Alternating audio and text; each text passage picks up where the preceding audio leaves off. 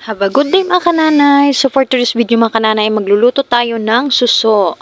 Suso na may malunggay at saka pako mga kananay. So ayun na nga mga kananay, naandyan na yung gata, yung unang gata at saka yung pangalawang gata at saka yung main ingredients natin mga kananay, yung suso mga kananay. Ito yung suso na pinamulot namin sa ilog kahapon, mga kananay.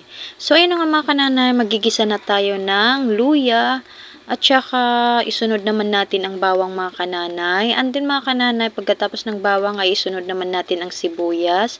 At saka pagkatapos naman ng sibuyas mga kananay ay isunod naman natin yung mga sili mga kananay para maanghang at saka matanggal yung amoy ng suso mga kananay, yung yung lansa. And then mga kananay, halu-haluin na natin hanggang sa na siya. At saka isunod naman natin yung pampalasa and then lagyan ng asin mga kananay. At pagkatapos mga kananay ay halu-haluin naman natin mga kananay. Pagkatapos nating halu-haluin mga kananay ay ilagay naman natin yung pangalawang gata mga kananay. Kasi yan yung magpapaano sa kanya para maluto yung suso mga kananay. And then takpan muna natin mga kananay. At saka antay na kumulo. So, finally mga kananay, kumulo na siya. Unang kulo niya mga kananay. Yan yung unang kulo niya. Aanuhin naman natin mga kananay ay hinalo-halo muna natin mga kananay. And then, tinikman muna natin kung okay na yung lasa. Sinunod naman natin mga kananay yung pako. At saka, pagkatapos ng pako mga kananay ay sinunod naman namin yung unang gata.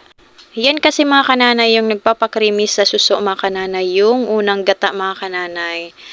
Para masarap yung suso, yan yung nagpapasarap mga kananay. So ayun na nga mga kananay, sinunod naman namin yung malunggay. Dinamihan lang namin ng malunggay mga kananay.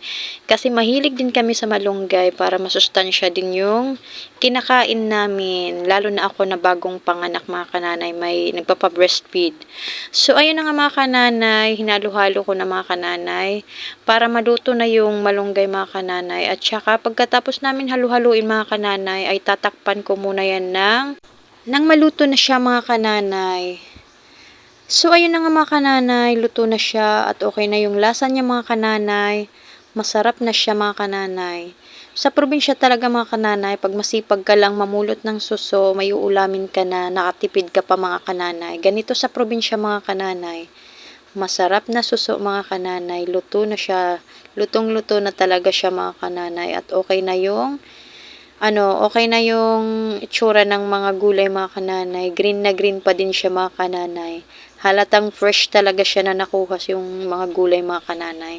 So ayun na nga mga kananay, magpa-plating na ako mga kananay. Kain tayo. Don't forget to heart and follow my page mga kananay. And share na rin mga kananay. God bless you more. God bless you all mga kananay. Thank you for watching.